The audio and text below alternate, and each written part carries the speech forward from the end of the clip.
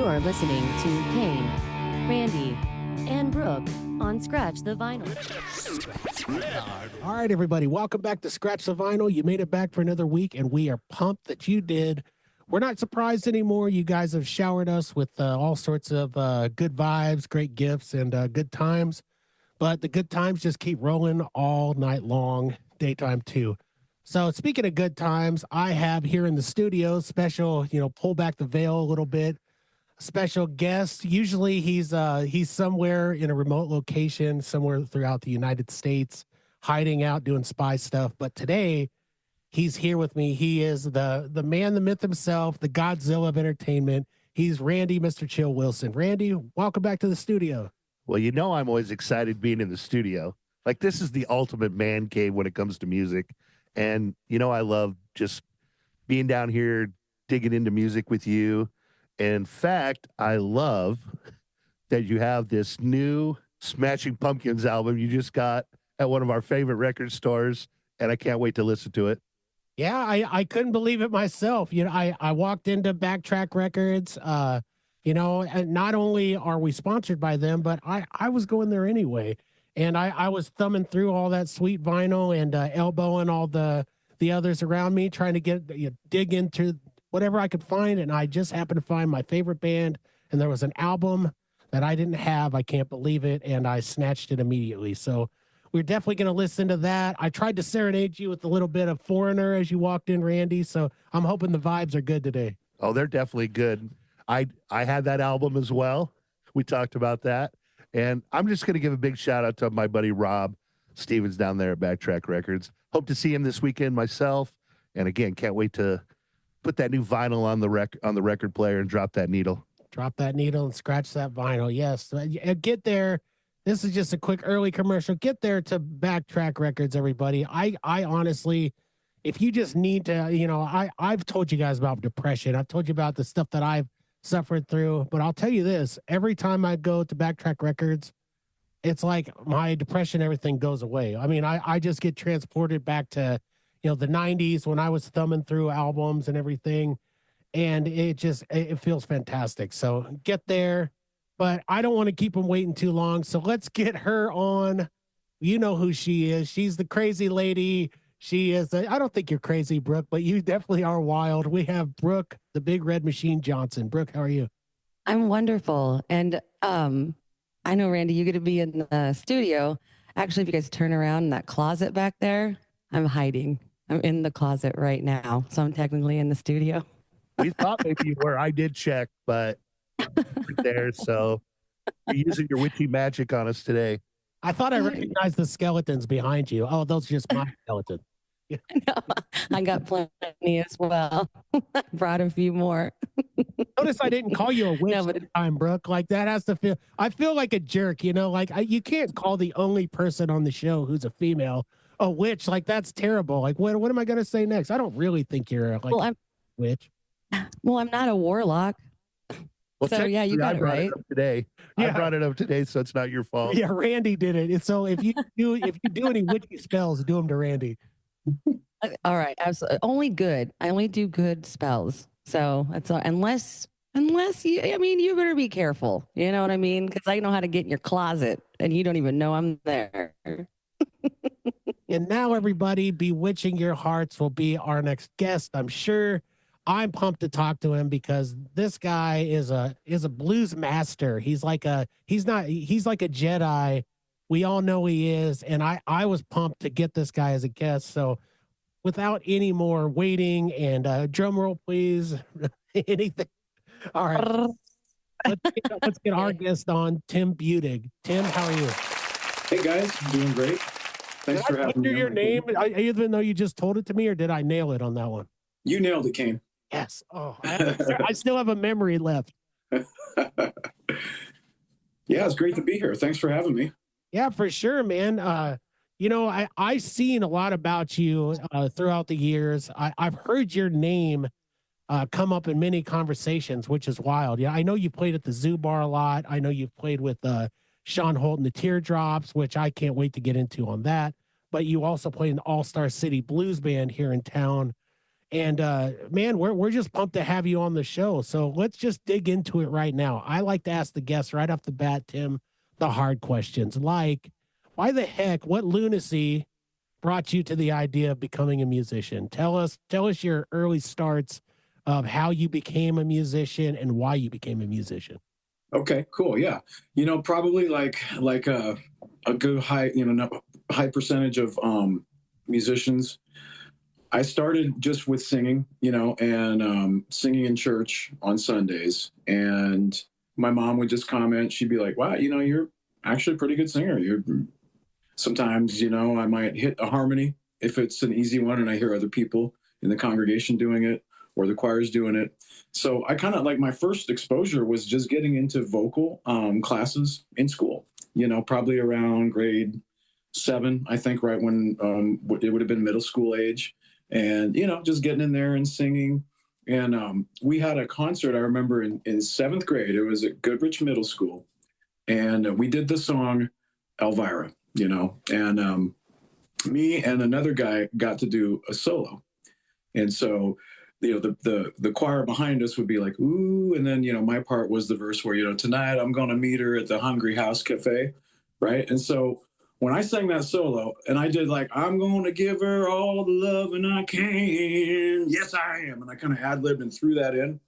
And like the choir director, because he was, of course, his back was to the audience and he was facing us directing, and he was like, and the audience was like, oh, and they kind of started chuckling. And when I felt like and heard and kind of felt the audience react to what I was doing, like in real time, and give me that feedback, I think I was hooked right then and there. And from there, it was just like school plays, musicals, select choir. I just basically started out as a singer, so that's it. I learned to play guitar. I started taking guitar lessons, essentially, like informal lessons at age 25. I'd never even played guitar till I was 25 years old. So it was for sure, I'm a singer first and a guitar player kind of. I'm a work in progress on guitar. Let's just put it that way. What's the world's easiest hard instrument, right? Like people don't realize that like when you're hearing these rock gods up there and they're shredding, they're doing all these things, like these guys are guitar masters. Like the rest of us, we might be pretty good too, but then you look at them and like I know when I watch like guys like you and people when I go to the zoo bar and different places, I basically want to come here and burn all my instruments. Like it just pisses me off. Like, it's not that I'm a terrible guitar player, but the guitar is just such a wonderful tool that can do so many things. So you picked it up later, like I did. Like I was a singer also. I started as a singer, but I always kind of strummed the guitar and loved it. But who were some of your influences early on, like those the ones that really made an impact to you? Sure. Growing up when I did, which was pretty much the 80s, because I was born in 70. So in 1980, I turned 10. So, it's pretty varied, but it's funny because even back then, I could tell the difference between a pop guitar line and like a hard rock and a blues. So we're talking guys like maybe like I kind of gravitated towards the dudes that were doing something a little different, like Stevie Ray Vaughan, Brian Setzer, kind of the throwback guys that were doing the Albert. Stevie was really heavy with that Albert King blues influence. Brian was real heavy with that rockabilly kind of like just 50s sound, and heavily influenced by what's the guy's name that used Carl Perkins, that used to play for Elvis. So it's funny because it's like your initial influences, you start learning who their influences are, and then you start backtracking and checking out who inspired them. Like I love Stevie Ray Vaughan, and when I realized that he was heavily inspired by Albert King, that's kind of what got me started there. Not only that, but my dad owned a pawn shop when I was growing up. So in the 80s, he had records, CDs, and tapes for sale. This was back in the day when you could get tapes. And, so I would I think I first heard B.B. King just by listening to a tape in my dad's pawn shop, So it's interesting because ZZ Top, they were doing like Texas influenced blues, but they were all over the radio. So, I was getting influences from all over, like national radio, record stores, my friends just playing stuff for me. Of course, everyone was big into Metallica those days. And I was like, guys, Metallica's cool and everything, but did you guys ever listen to BB King? I got to see BB King at Omaha, and it was a really, really cool experience. And he sat on his chair, and I remember we were kind of up in nosebleed, but it just sounded beautiful no matter what. And I remember looking at my friends, and he was throwing something out into the crowd. And I'm like, what is he throwing out? He was throwing gold chains out. Whoa. All right. Gold chains. Okay. And I was like, no, they're beads. They're like, Mardi Gras beads. And they're like, no, I think they're really gold chains. Wow. And I just swarmed down to the front. No, I didn't. I didn't do that. Yeah, get out of my It was way. a room. It was kind of like the lead center though. So it kind of looked a little awkward if I did that, but I would have, if I would have went back today. But that was a really good concert, BB King. But I heard you said that you sang, or you did Elvira. Yes. Okay, so that's my favorite song. When I was a little girl, it's my favorite song. So can we do a duet sometime? Absolutely. Thank you. That is Brooke's favorite song. I definitely can contest to that. That is a true fact. Do it at karaoke, Brooke? Like have you ever done Elvira like quite a bit at karaoke? I think maybe once I did Elvira. Answer it, yes.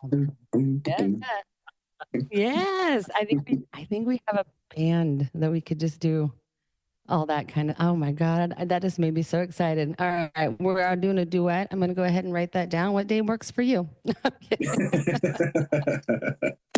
I'm just maybe slightly older than you, and pretty much everything you said is like my time period growing up too, and those same influences. Absolutely love that. So what what was the next step? What led you into were you part of bands? What kept you going? Yep. So, it's funny because like I'd have friends that played guitar. They'd try to show me things, and I would just, how it is when you're not ready to absorb the knowledge, it's just not going to seep in.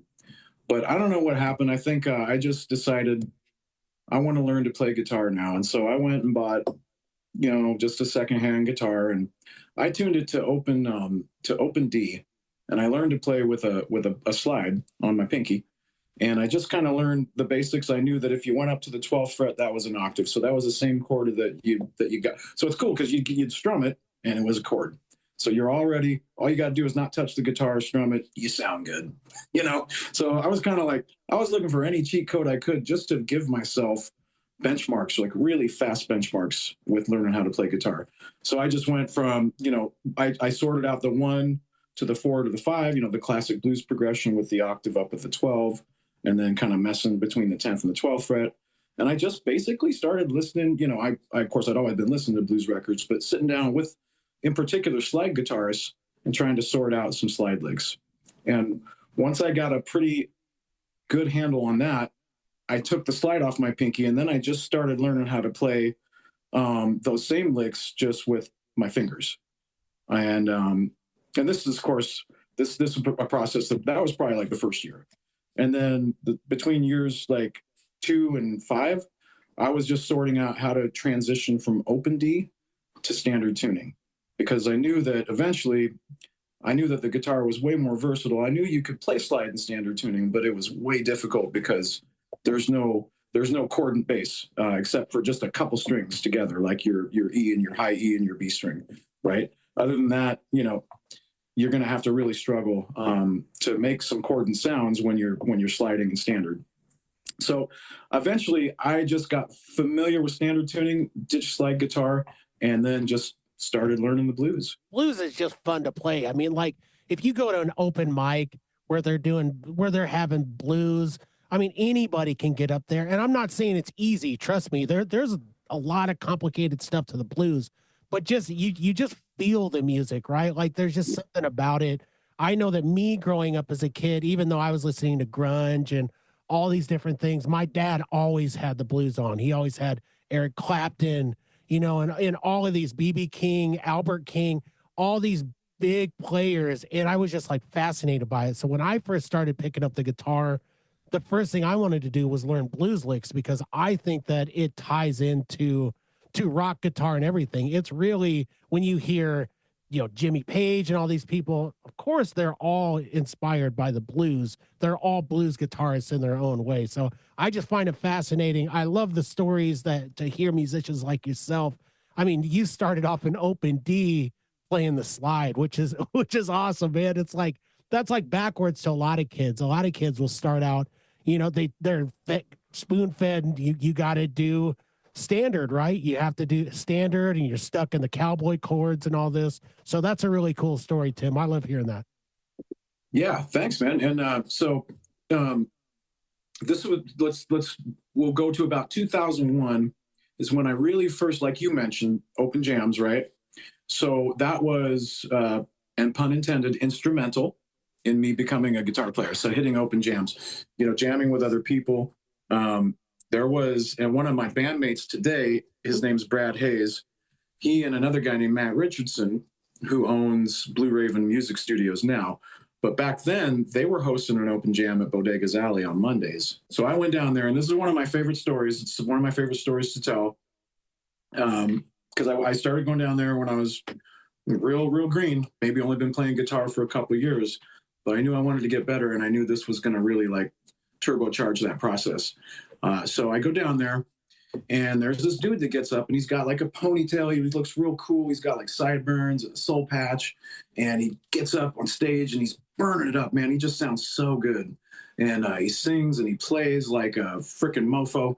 And I'm like sitting there, and I know I'm supposed to go on next, and I'm getting I'm like, I don't know, like getting a little intimidated. Like I know it's not all about me, and I know it's just about us coming together and doing what we do. But man, it's hard not to feel a little bit like intimidated when there's someone up there that's just levels above you. And so I told those guys, they said, Tim, you ready to play? And that, oh, by the way, that cat's name was Jason Davis. So he had a band around town, Baby Jason and the Spankers. He's now playing with Earl and them down in Fayetteville. He's based out of Arkansas now. And he's a bad man, still is. And he was back then. So they said, Tim, it's your spot. Your set's up next. You ready? And I was like, nope. And they're like, what do you mean, no? I'm like, I don't think I want to play this week, guys. They're like, why not? And I'm like, that guy that just went, Jason? They're like, yeah. I'm like, he's really good. And they're like, well, so? And I'm like, I'm not anywhere near that good. And they're like, yeah? How you going to get better? I'm like, that's true. I was like, I'm just not feeling it this week. I'll come back next week. And then my buddy Brad put his arm around my shoulder, and he goes, Tim, and kind of like pointed at the stage. He said, you see that stuff up on stage there? That's your guitar and your amplifier. He's like, you mean to tell me you drove all the way down here tonight, brought your guitar and amp, put it on stage, just so you could take it off stage and go home and not play? And I was like, okay. I was like, you're right. I'll jump up. So I jumped up and, in my opinion, stunk it up. But, honestly, I don't even remember anymore. I pushed through it. I did it. I kept coming back. And eventually I faked it until I'm kind of making it. What can you say? Love that story. I mean, that's just awesome. Like, it can be so humbling. As much as you're into music, it can still be humbling when you're first starting out like that. That's awesome. I would have had the same response. I would have been like, no, I'm good. Like I watched you turn it like, no way. Yeah. Yep. No, basically what he said. Well, everybody needs a Brad, a Brad friend to make you push you a little bit more and push you a little bit harder. You can only do so much. Like going to the gym. If I'm around people, I'm really working out. I'm at home. I'm like, oh yeah, I went up the stairs. You need somebody to really push you, and that's cool. And that would be scary too. I've had to do things like that as well where, okay, you're up next. And I'm like, no, I'm not. I can't talk all of a sudden. Yeah. Well, Tim, the Lincoln has been a staple for blues for a long time, and we really owe it to the Zoo Bar. I mean, the Zoo Bar, my favorite video, I would say top 10 videos on YouTube that I go to all the time, is a video from the 80s. There was a blizzard in Lincoln, and it was Magic Slim playing. And if you go to this video, I mean, you will watch a textbook of how to do it. I mean, the whites are out there deciding, are we going to dance? Or are we not? They get up there, they start ripping. He eventually comes up in a cowboy hat, just annihilates these leads and everything and blasts off, and then people just go nuts. They start dancing and going crazy. I invite you guys to go to YouTube and check that out. But tell me about your time in Sean Holt and the Teardrops. I know that you were with them. Now, do you know Levi William? Did Levi William also play in that band? Yes and yes. Yep, I know Levi, and actually he did originally back up Sean in that amalgamation of the Teardrops, and Levi stepped down a while back, and then Sean kind of went through. It was interesting because I had a guy in my band named Mike Wheeler at the time, and Sean was using him. And I was like, okay, good. Because, I mean, hey, he's my guitarist. He's real good. So I get that. I was like a little bit jealous, but yeah, I was also happy. Like 99% happy for him, 1% a little bit jealous, but that's okay. But I don't know. I think it was right around 2000, maybe 15. Yeah, 15 or 16 when I played my first show with Sean, and like official show. But Sean moved to Lincoln in probably about like 1990, say 4-5, when Magic moved here, and Nick. And so I met Sean like right when he first moved here, and I was real green, but he was super encouraging. His dad, his uncle Nick, they'd be down at Dugan's Pub on Monday nights, camped out. Sean Benjamin and Jim Sidlick and all them cats would be up on stage. Calvin, the house band for Dugan's, probably one of the most prolific house bands that I can remember around these parts in a long time, just mainly because of Benjamin, So that was a whole thing. And honestly, like, how some people say, I look back on it and I didn't really realize how good I had it. Well, I actually realized how good I had it. Like, I'd just be sitting down there on Monday nights looking around and seeing Magic Slim and his brother Nick at the bar, watching Sean Benjamin on stage, knowing that I was just going to be able to go up and play a little bit and add to it, but mostly just kind of watch and soak up some knowledge and really just kind of rub elbows and talk to these guys. And in the end, you just find that they're just regular people, that they're really just everyday average people that are really good at what they do. They've been doing it a long time and they're at another level, and you want to get there. But guys like that, they're usually all about sharing it and trying to pass it on and give it back and really teach the younger generation, kind of take them under their wing and make sure that their art form continues. I think that's a big part of it. So was Sean, now if I remember this correctly, is Sean the son of Magic Slim? Yep, Sean Holt. And then so Magic's name was Morris Holt, and then Nick Holt, and then Sean Holt. And by the way, I remember that video. What's funny about it is here's like Magic and Nick's heads, and then here's Daddy Rabbit's head. Like, they're literally towering above him. That was back before, that was way before John Primer's day. That was Daddy Rabbit, who was playing that rhythm guitar. And he just looked so little up there. Those guys were just so big, like 6'6" and 6'7". I think Magic was 6'6" and Nick was 6'7". And so when you met him, and you see them on stage, they look pretty big, but everyone kind of does because they're up on stage. But man, you come up to them after their set and talk to them. You're like, oh, hey, shaking their hand. Nice to meet you. Literally larger than life. That's how my son is 6'9". And yeah, so you play basketball? He's like, no, I like computers. He's like, no, no. All right, everybody. Now is as good a time as any to run the old ads, run that Elegant Sasquatch ad, and then we will talk about the people, places, and things that keep the old lights on, keep the show going, and help us out to continue this show and keep the party train rolling all night long. So let's get into that. We'll get into the local roundup. We'll talk about all the great things going on in this fine town that we call home. And we will prove to you once again in this strange science experiment that there is something to do here in Lincoln, Nebraska. So let's run that ad, and then we will do the local roundup and talk about all the bands playing here very soon. Welcome to the Late Late Show with your host, Squatch. Welcome to the show, everybody. We have a controversial guest tonight. He claims to have the world's smelliest beard and doesn't plan to do anything about it in the foreseeable future. Let's bring him on right now. He wants to be brought on by what he goes by on his socials, Toxic Beard 87. Hey, calm down. Don't hate the smells of it sells. Hello, my toxic friend. Let me ask you something. With brands like the Elegant Sasquatch Beard Company, why do you choose to smell like a rotten egg on Easter? It all started when I was 16 years old. My beard was growing like a forest full of pine trees, and it was time for me to find a delicious scent to make Cindy Jo fall in love with me. I found a beard oil in a store, and I thought for sure she was going to be mine. I caked it on, and I was so proud of the way I smelled and how I looked. As soon as I saw Cindy Jo, I went running over to her, but instead of her embracing me and taking me in, she told me to go away and told me I smelled terrible. It was the worst day of my life. It was right then that I vowed that I would never put another product in my beard again. And so here I am, Toxic Beard Guy 87, and I'm not going anywhere. Well, if I'd gone through that, it'd been tough for me to show my face again, too. But luckily, there's companies like the Elegant Sasquatch Beard Company that have multiple products that'll have girls like Cindy Jo melting in the palm of your hand. Sasquatch, do you really think that there's a product for me? Yes, my friend.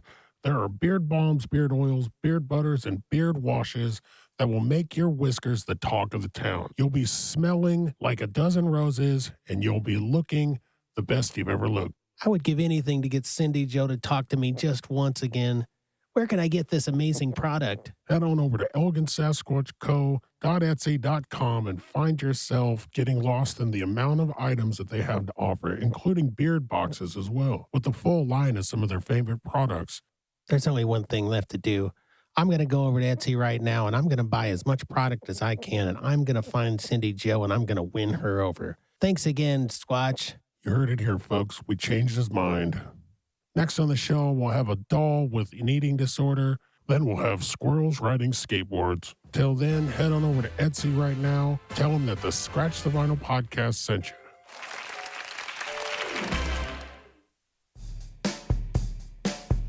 All right, let's get into the local roundup. Let's not waste the sauce. There's just too much going on to not mention it. So let's get into it right now.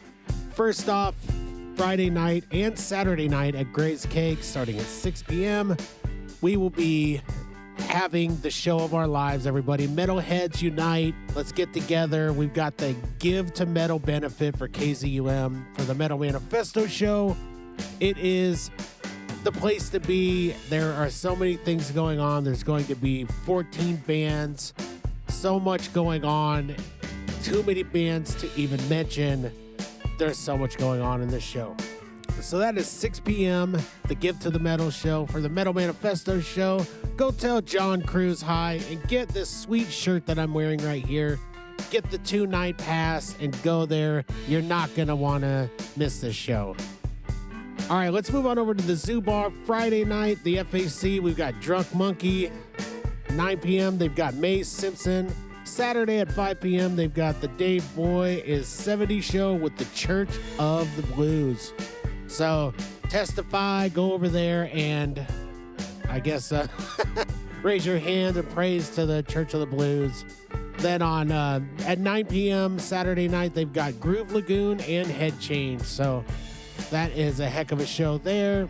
Bourbon, they've got a killer show going on Friday night. So head on over to the Bourbon. If you're into that, for Lateralis, which is a Tool tribute, which that sounds pretty cool too. If you want to like bounce back and forth from place to place, I think Metalheads, that'd be a pretty good idea between there, Grays, and everywhere else. So kind of make it like a musical booze cruise or something. Then 1867 Friday night, they've got Pilot Lights with Alls and Jet Set. Saturday, they've got Slow Burner with Couch Riders and Night Errant. Also, in addition, there's a new venue, 97.3 FM, The Source. Those are friends of ours. They've got their Friday night live sessions that they do every month. And this one is on, 26450 O Street at the DSZ Center. They've got a night of music there. They've got the Nebraska Junior Blues Band. They've got Fall Break. They've got Space Riders of the 25th Dimension. That's Rod Caterpillar's band. And then they've got the Zoes. So You guys have so much going on, you don't even know what to do with yourselves. So don't make any other plans. Go see live music, go support local. Also, let's talk about our sponsors quick. We've got Roots Music Shop. Get over to Roots if you want a guitar, if you want that guitar set up, if you want drums, new and used items. Go to Roots. Tell Ryan that we sent you here at Scratch the Vinyl. Also, Slying Tattoo. They're the best in town. Need I say more? I don't think so. Go see Bryce at Slying Tattoo. Backtrack Records. If you're looking for vinyl, and folks, I am. Go over to Backtrack Records, and I promise that I will try not to fight you off with a stick to get those sweet albums. So that's all we got for this week, everybody. Keep it going. We talked about Gray's Keg, which is also a fine sponsor. If you get hungry in between these shows, go to Tam O'Shanter's. Now let's get back to our guest, Tim Budig. Speaking of just crazy artists and how amazing they are. So there was a friend of mine, it's Gooding. When I was on the radio, he'd come in and he's from Nashville, and he'd go play at the Zoo Bar. But he had this, and I don't know a whole lot about this, but it was two guitars, but one was like kind of see-through, so it was just like the strings, and he would play two guitars simultaneously almost. It was insane. It's Gooding, but you'll have to look him up because of the Zoo. And I'm like, I can't even play like a banjo, or whatever, like with a couple of strings. It's insane how you guys do that. And then you have you get to play with all these. Who actually would you, anybody in the whole world, who would you want to play with? Wow. I mean, if we're talking like living or dead, anybody, man. Because we got to do a shout out for Etta James too. We got to come on. It's tough because as a guitar player, like, you don't want to be up there with someone that's miles above you, because you're like, you want to be up there with someone where you can kind of hang with them. But gosh, I mean, Stevie Ray, Jimmy, Albert, I mean, any of those guys. But you know what? Look, there's so many freaking good, phenomenal guitar players that you've never heard of. You know what I mean? Like, I just played a show with Matt Axton and Bad Moon. It was April 2nd at the Zoo Bar. It was like a Wednesday night. But they just needed a pickup date. They were coming through on their way to Oklahoma, I think it was. And he's Hoyt Axton's kid, Matt Axton. So there you go. Another son of a legend. I don't know how it happens, but I seem to get hooked up with him, which is cool. But his guitar player, Taylor Kropp, is phenomenal. And I've seen those guys you're talking about. They can they can slap it and make like a freaking drum beat. They can like be popping a bass line with one finger, and it's disgusting. It's just like they have like extra fingers. I know. It is. How many fingers this guy have? Yeah, it's like Cain says, it makes you want to just burn your instruments, But again, it's all about really, I mean, the thing of it is that if you're going to look, and it's kind of music and life, if you're going to look at it as a competition, then you're always going to lose. When it's always a game and you're always competing, you're always going to lose, because you're never gonna really attain. Every time you attain a new level, you want to go up, and that's fine. But if you're doing it more for just to express yourself and see where the journey takes you, and how many people you can reach, connect with, influence, and or make happy along the way, that's about it. And it's hard because you kind of have to have that dual mindset, though. In order to be successful in music, you do have to be somewhat competitive and, make a name for yourself and get those gigs. But what I've done is pretty freaking, I don't even know how I do it, because I really don't even try to book myself. Things just kind of get offered to us at this point, which is beautiful, because booking is really one of the more frustrating parts of being a musician that, I honestly just try not to have anything to do with, Yeah, the business side, it does suck. I mean, but you have a high vibration, and I think a lot of people are drawn to you, and they want to be around you because you are amazing at what you do. And that's what we go to go watch and go see, and other people hear, and they're like, oh yeah, and you're right. Like I always say, like when I would go into restaurants or bars and say, you need to hire people that have better ideas than you, or that are better than you in certain aspects, so you can learn from them. Yep. And if we all started doing that more often, and all of all of our lives in anything that we do. You know, parents fighting, no, I'm a better parent, or I'm a better this or that.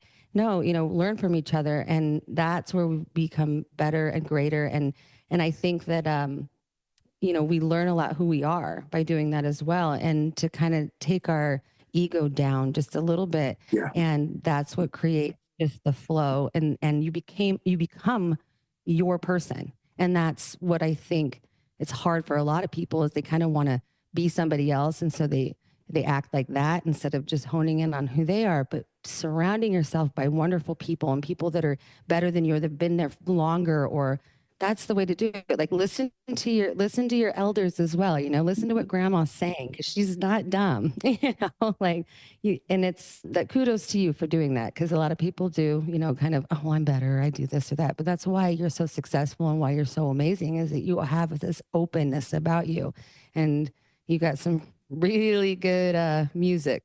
A lot of why we got involved in doing this podcast was we all had a love for music, and we all experienced it a different way. But what we found out is there are so many different amazing artists and talents in our area alone. And so, you know, I always used to have this saying about, you want to be the best, you know, try competing with the people in your own area first before you try to take on the world.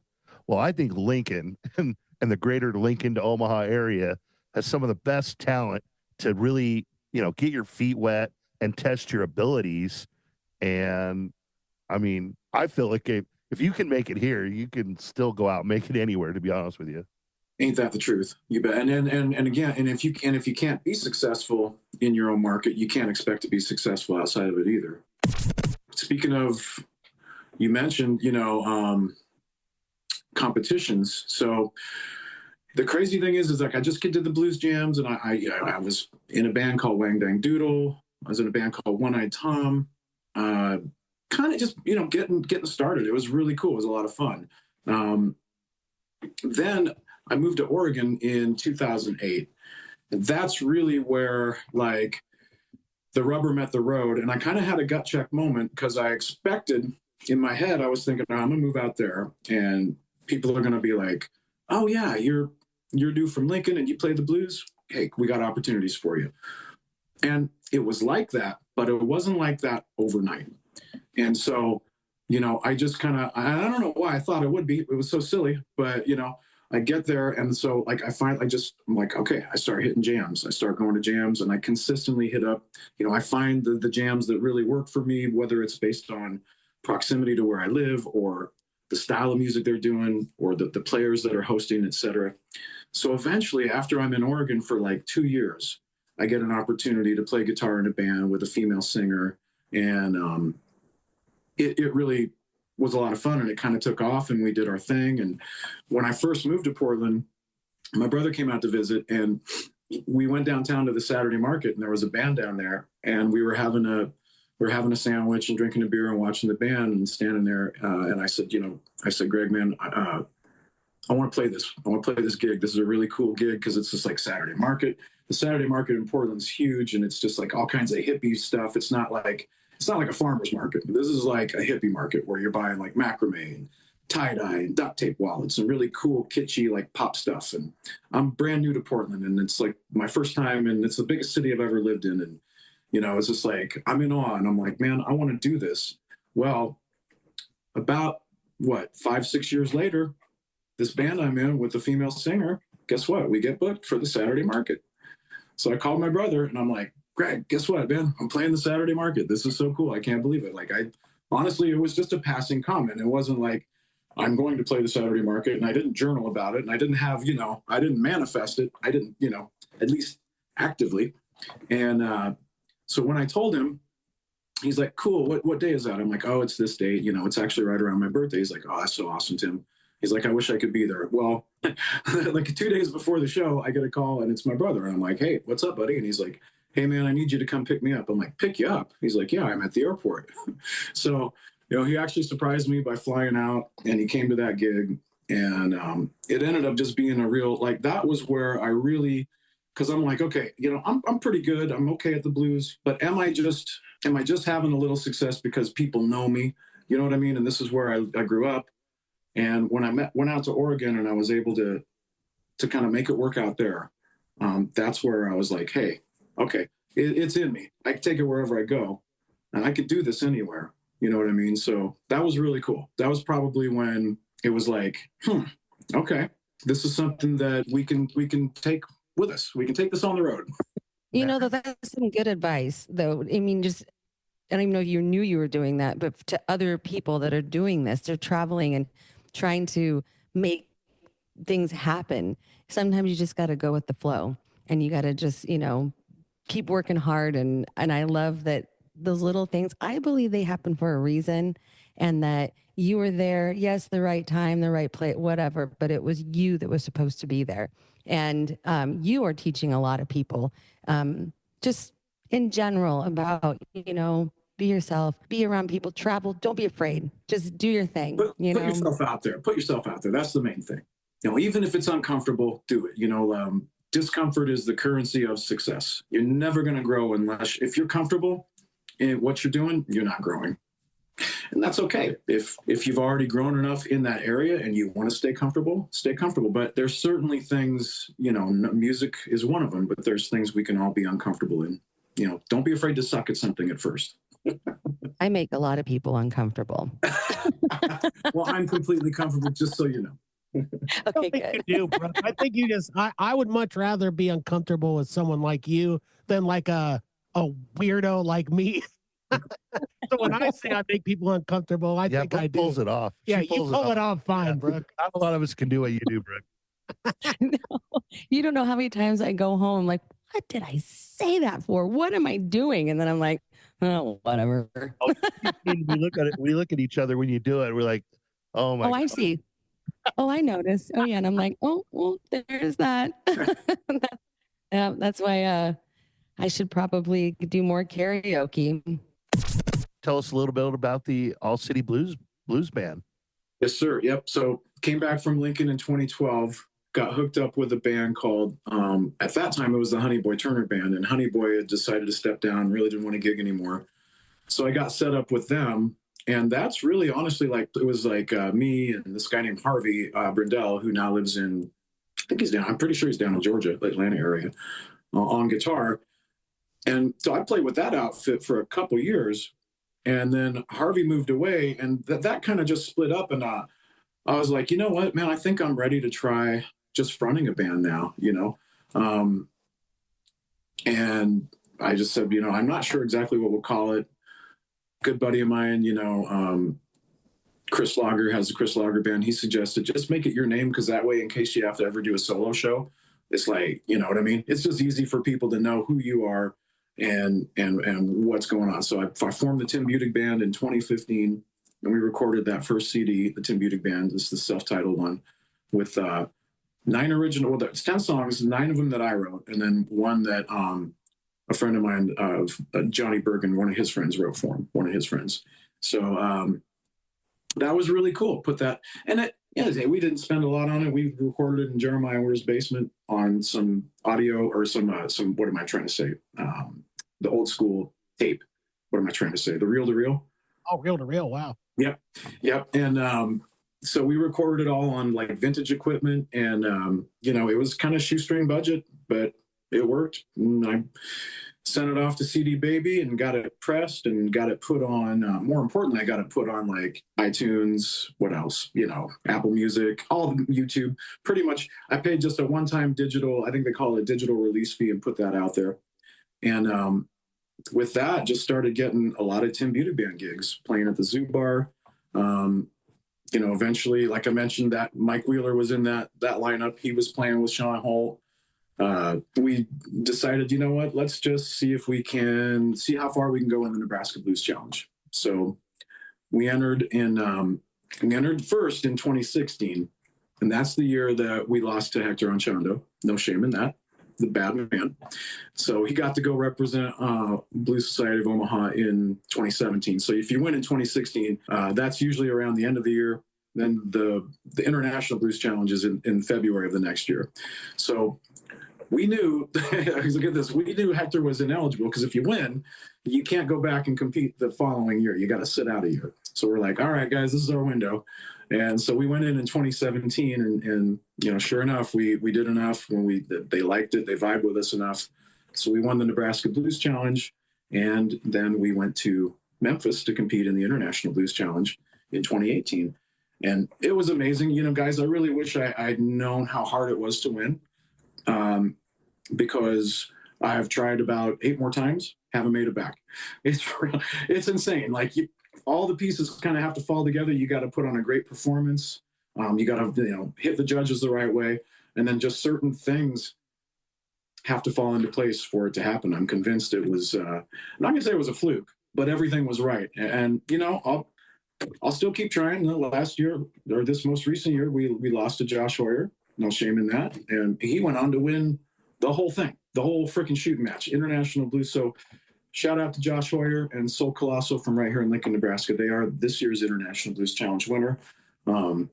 Josh, Jeremiah, Chris Lager, Levi, all of them guys, man, we were all hanging out, learning from Magic Slim, playing at open stages. I was hosting an open stage. It was crazy. I'd only been playing guitar for like 5 years, but people, you know, there was a spot in an open stage band there. And so here I am. I'm like, at the same time, I'm getting the inspiration and the knowledge from Magic and Nick and them guys and Sean, and then I'm trying to pass it on to the younger generation. In fact, there was a guy from the band Universe Contest that I remember would come down, and he was only like, it was crazy. Like we had Chris Lager was, I think, 15 when he started coming to Dugan's. Levi William was about 14. A lot of times you're dealing with like teen phenoms, you know, and it's like they're looking up to you and you're just thinking, you know what, kid, it's not going to be that many years to where I'm looking up to you and you're going to be teaching me. Okay. Because you're already like, you know, pretty much at a level where I don't even know if I'll get to. So, but again, it's all about doing what you do, the way you do it. And just, it's not about competing, but dang, man, those guys are so good. And I'm just so happy for them because golly, they've done so much, you know. I've hung back. I do a day job. I've got a family. Music is exactly what I want it to be. It's just there for me as an expression, a little bit of extra income, and a way to just enjoy what I do. You know? Well, you seem like a really humble person and a really, really good at what you do. And music brings so much wonderful light and love and excitement to everybody's lives.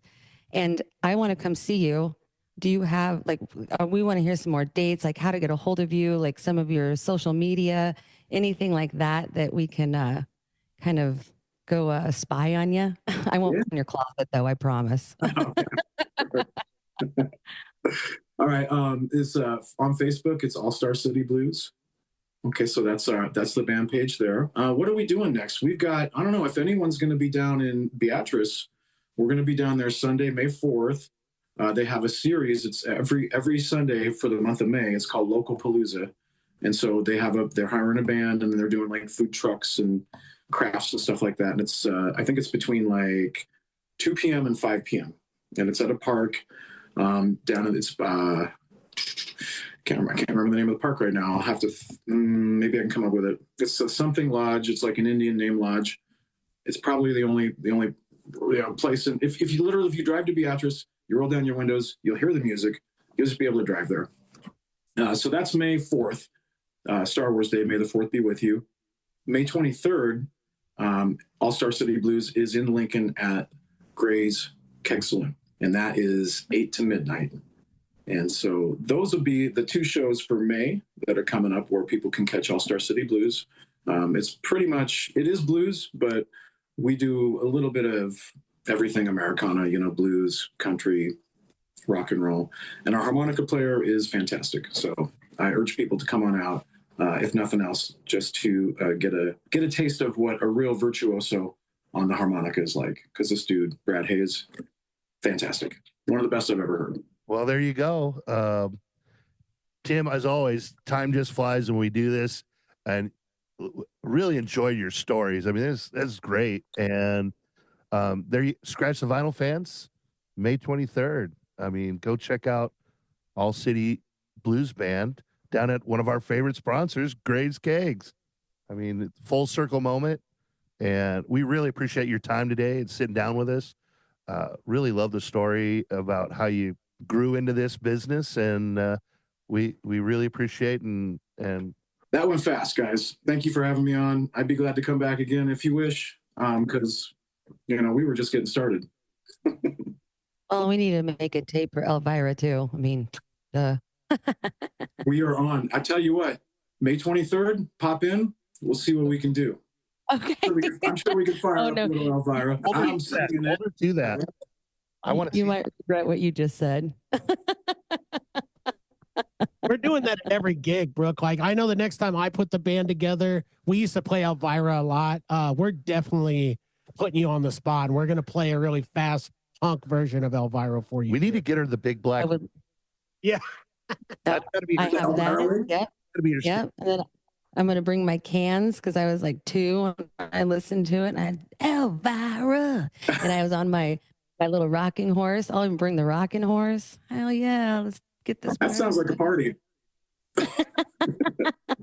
You would look great in a black wig, Brooke. It would add to that witchy aura that you got going on. Oh, she's I dark did. color a few times. I've seen her in a dark color. Yep, it looked like from Pulp Fiction and Uma Thurman, and oh yeah, it didn't pull it off too well, but yeah, I've had purple, I've had all kinds of, but I'll do that. I definitely will do that. Well, we Right. we will definitely on. have a part 2 somewhere down the line, Tim. Because we just got into it. It went super fast, lightning fast, like it always does. Yep. But we do appreciate you, and I want all you young listeners out there to take heed to what Tim said. A lot of great things in this interview. As from musician to musician, I love what you said. I love how you basically just gave them a handbook here to how to be. You know what I mean? The candor that you need to have you have the swag, you have the confidence, but you're not a jerk about it. And I absolutely love this interview with you, man. I really enjoyed you on the show. And, unfortunately we have to wrap here, but we will have another one upcoming soon. So for all the millions and millions of listeners out there in Lincolnites, we are once again highlighting the best of the best when it comes to Nebraska talent, and we are just a plentiful of it. So thank you guys for listening. Tune in next week for another episode of Scratch the Vinyl.